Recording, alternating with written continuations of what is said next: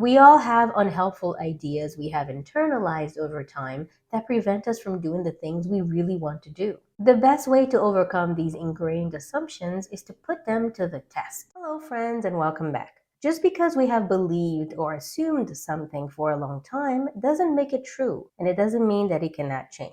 The assumptions we make and the ideas we have internalized along the way run as an invisible script in the back of our minds, shaping everything we do. We all accumulate preconceptions and beliefs that we've borrowed or inherited from other people, our parents, our friends, our culture, or society in general. Today, let's talk about confronting these assumptions using evidence we collect in our day-to-day lives. I know when I talk about assumptions holding us back, your mind may immediately go to limiting beliefs and assumptions that are worded in a very negative way.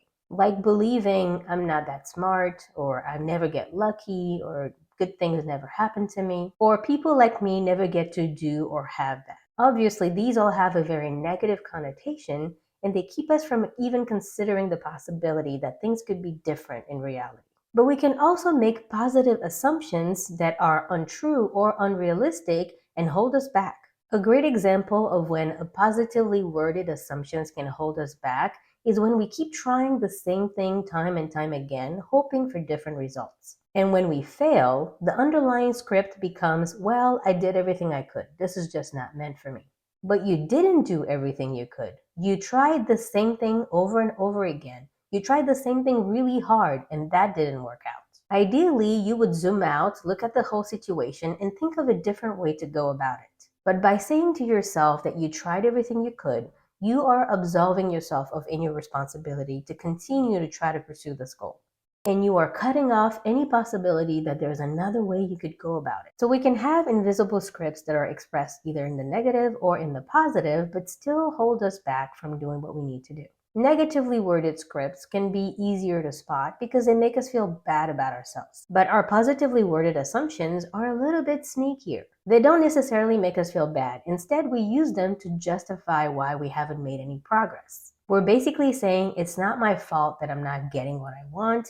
I am at the mercy of external forces. Now, to be sure, I'm not saying that we are 100% responsible for everything that happens to us and that there are no external factors that impact our lives. I'm not saying that. Sometimes you are genuinely at the mercy of external forces. But what I am pointing out is that there are probably a lot of things that you've written off as outside of your control that you happen to have a lot of influence over. The best way to give yourself a reality check is to keep track of what you're actually doing and build evidence of what is true. This is why keeping track of your attempts, keeping track of your progress, and documenting your failures and successes is so important. When you try to do something new, something meaningful, your brain loves to offer up all the ways in which you are not good enough and you are destined to fail. Or it'll offer up all these ways in which things are outside of your control and you are basically a victim of circumstances. Your brain will offer up an excuse at every opportunity. Sometimes it's the truth, but sometimes it's not.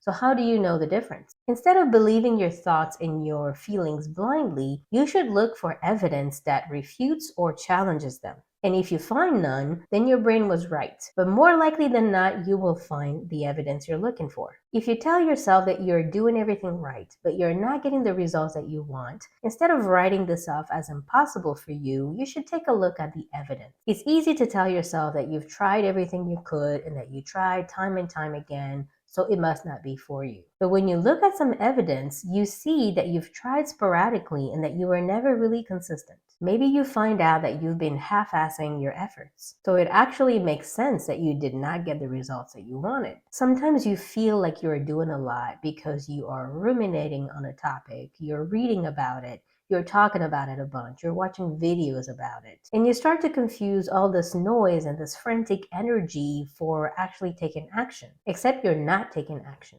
This is why you need to review some evidence. So if your goal is to write a book and you spend a lot of time thinking about writing, reading about other people's writing process, or talking to everyone about how you're writing a book, that is helpful to a point, but it actually doesn't get your book written. So, when venting to a friend, you might say, I've been working on this for a year. But in reality, you have mostly been thinking about writing a book. But when you look at your records, you've probably only spent a few hours actually writing. So, when you start feeling defeated because this seems like a never ending process, a good reality check would be to track how many words or how many pages you've actually written. Don't just rely on this vague feeling that you have been doing so much, and take a look at the evidence of what you've actually accomplished. The same applies if you're trying to get into shape. Ask me how I know about it. Maybe you feel like you're spending hours at the gym and not getting any results, but when you take a look at your actual training sessions, you see that you waste a lot of time between sets. So only a fraction of the time you spend at the gym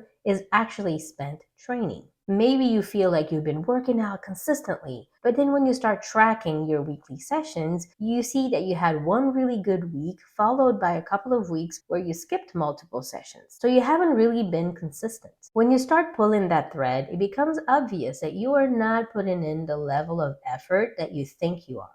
Another great way to confront the evidence in your day to day life is to time yourself while you're doing things that you routinely procrastinate or put off. If you drag your feet and avoid loading the dishwasher every night, time yourself doing it without distractions. You may find that something you thought took a lot of time only takes about 10 minutes. This won't necessarily make you love doing the dishes, but it will challenge the idea that you need a lot of time to get that done. And that can help reduce your resistance and make the process a little bit easier for you. A lot of repetitive tasks we procrastinate actually take a lot less time than we think. But we make them so much worse and we drag out the suckiness by thinking about how we don't want to do them and procrastinating. We all have unhelpful ideas we have internalized over time that prevent us from doing the things we really want to do. The best way to overcome these ingrained assumptions is to put them to the test. That's why, when trying to achieve or implement something new, I like to use a habit tracker or a scorecard to keep track of my progress. I need some tangible evidence outside of my feelings and my thoughts